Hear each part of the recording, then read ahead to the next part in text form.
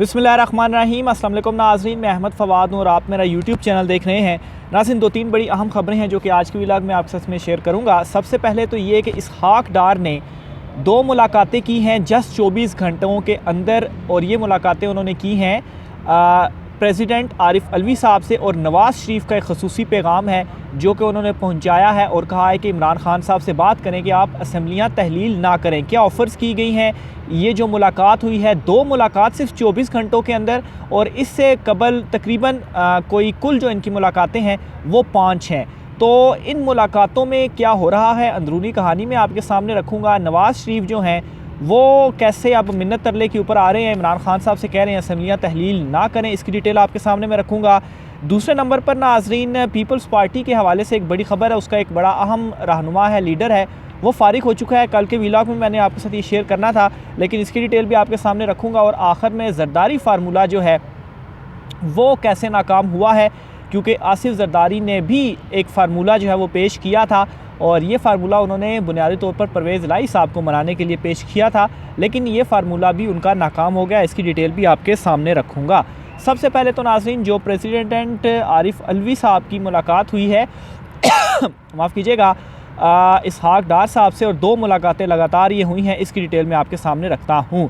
सबसे पहले इसहाक डार साहब की जानिब से ये कहा गया है प्रेसिडेंट अलवी को कि आप असम्बलियाँ तहलील ना करें। इमरान खान साहब को आप ये पैगाम पहुँचाएँ कि बराए मेहरबानी आप असम्बलियाँ जो हैं वो तहलील ना करें। लेकिन नाज़रीन, दूसरे नंबर पर जब इमरान खान साहब तक ये पैगाम पहुँचा तो इस पर इमरान खान साहब ने ये साफ साफ कहा कि हर सूरत दिसंबर में जो असम्बलियाँ हैं वो तहलील होंगी, और अगर आप ये चाहते हैं कि मैं असम्बलियों को तहलील ना करूं तो आप लोग ऐसा करें कि आप जो है वो इलेक्शंस की डेट अनाउंस कर दें, तो फिर ठीक है, उस सूरत में असम्बलियों को जो है वो मैं तहलील नहीं करता। तो बहरहाल ये जो एक वाज़ेह पैगाम है इमरान खान साहब की जानिब से पहुँचाया गया है। बहरहाल नवाज़ शरीफ का इस वक्त ये कहना, और ये भी उन्होंने पैगाम पहुँचाया है कि हम ऐसा करते हैं कि ये जो असम्बली की तहलील वाला मामला है ये हम रमज़ान के बाद रखते हैं, और रमज़ान के बाद भी 40 दिन के बाद जो है वो इलेक्शंस हम करवाएंगे। इसका मतलब ये है कि रमज़ान के बाद अगर ये होते हैं, और रमज़ान के भी 40 दिन के बाद, यानी कि वो चाहते हैं कि रमज़ान के 40 दिन बाद उन्हें इलेक्शन कैंपेन का जो मौका है वो मिले, और उसके बाद इलेक्शन जो हैं वो करवा दिए जाएँ। तो ये बुनियादी तौर पर इस वक्त नवाज़ शरीफ की ख्वाहिश है, और यही पैगाम जो है वो उनकी जानिब से पहुंचाया जा रहा है। और रमज़ान से पहले पहले उनकी कोशिश है कि वो जो है वो पाकिस्तान आ जाएँ। अपने जो है वो इसमें एक और भी मैं ख़बर आपको बताता चलूँ कि सलमान शहबाज, जो कि शहबाज शरीफ के साहबजादे हैं, वो भी पाकिस्तान वापस आ रहे हैं, और उन्होंने अदालत से हिफाजती ज़मानत भी उनकी मंजूर हो चुकी है। तो इसको भी NRO 2 का जो सिलसिला है वो करार दिया जा रहा है। तो बहरहाल एक फ़ाइनल जो आखिरी चीज़ रह गई है NRO 2 की, वो यही है कि नवाज़ शरीफ जो है वो वापस आ जाए और वो भी इलेक्शन कैंपेन जो है वो चलाएं। तो ये इस वक्त इनकी जो सारी प्लानिंग है वो ये कर रहे हैं, और यही पैगामात ये इमरान खान साहब को पहुंचा रहे हैं। लेकिन एक तरफ इमरान खान साहब ने ये जो रिक्वेस्ट कर रहे हैं, मिन्नत तरला कर रहे हैं, तो इमरान खान साहब ने वाज़ेह पैगाम दिया है, अगर आप मुज़ाकरात करते हैं तो पहले इलेक्शन अनाउंस करें, फिर उसके बाद आगे मामला चलेंगे। अदरवाइज़ हर सूरत दिसंबर में जो असम्बलीज़ हैं वो तहलील होंगी। और साथ ही साथ इमरान खान साहब ने परवेज़ इलाही साहब को भी डायरेक्ट ये पैगाम पहुंचा दिया है। फवाद चौधरी साहब ने ये बात कही है कि परवेज़ इलाही साहब को अगर हमारे साथ रहना है तो परवेज़ इलाही साहब को असम्बलियाँ तोड़नी पड़ेंगी। तो ये पाकिस्तान तहरीक इंसाफ ने परवेज़ इलाही को भी कह दिया है, क्योंकि परवेज़ इलाही के हवाले से एक तो ज़रदारी फार्मूला भी मैं आपके सामने रखूँगा, और दूसरी तरफ उनका भी कुछ जहन नहीं बन रहा था कि असम्बलियों को तहलील किया जाए। बहरहाल उनको भी साफ ये पैगाम पहुँचा दिया गया है कि परवेज़ इलाही साहब साथ रहना है तो असम्बलियों को तहलील करना पड़ेगा, और अगर आपने असम्बलियाँ तहलील नहीं की तो फिर आप हमारी साइड से फ़ारिग हैं। बहरहाल इमरान खान साहब की जानिब से जो ये डिसीजन लिया गया असम्बलियाँ तहलील करने का, इसमें एक चीज़ मैं आपको बताता चलूँ कि इमरान खान साहब 1 जनवरी से एक नई तहरीक का, मुल्क गिर तहरीक का आगाज़ जो है वो कर रहे हैं। और ये जो तहरीक इमरान खान साहब शुरू करने जा रहे हैं ये इलेक्शंस के हवाले से भी तहरीक होगी। और एक और फ़ैसला लिया गया असम्बलियों की तहलील के हवाले से, और वो ये है कि इमरान खान साहब यकदम असम्बलियाँ जो है वो तहलील करेंगे। और 15 से 20 के दौरान जो डेट है वो इस वक्त जो है वो सामने आ रही है कि इस दौरान ही इमरान खान साहब असम्बली तहलील करेंगे, और यकदम इस तरीके से होगा कि इस डिसीजन का किसी को भी मालूम नहीं होगा।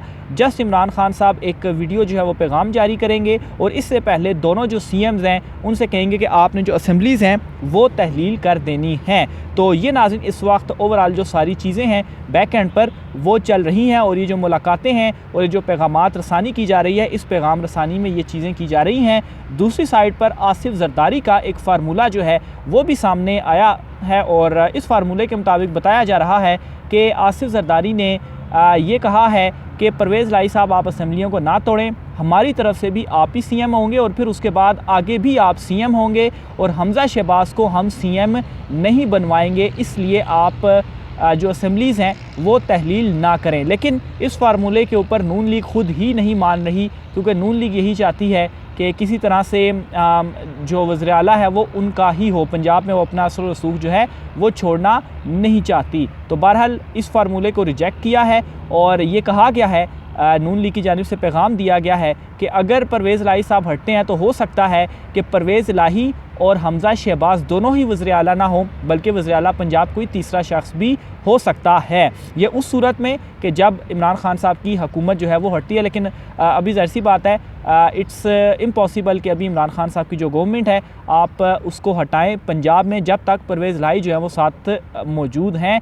इसके बाद चूँकि 180 हैं और 10 उनकी मिला के 190 नशिस्तों के साथ जो इस वक्त हुकूमत है वो इमरान खान साहब ने अपनी पंजाब में बनाई हुई है। आखिर में नाज़रीन एक और अहम खबर है वो भी मैं आपके साथ शेयर करना चाहूँगा।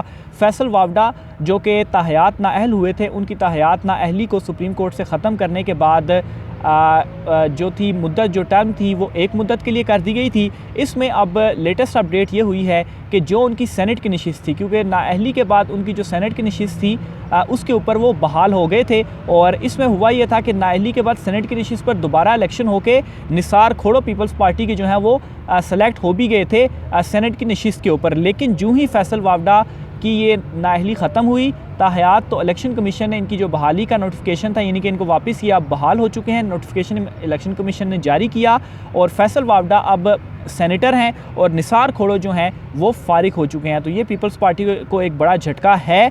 लेकिन फैसल वावडा जो हैं वो हैं तो पाकिस्तान तहरीक इंसाफ की ये नशिस्त थी, लेकिन चूँकि पाकिस्तान तहरीक इंसाफ में भी अब वो नहीं है, तो इसमें हुआ ये कि फैसल वावडा से क्योंकि कहा गया था कि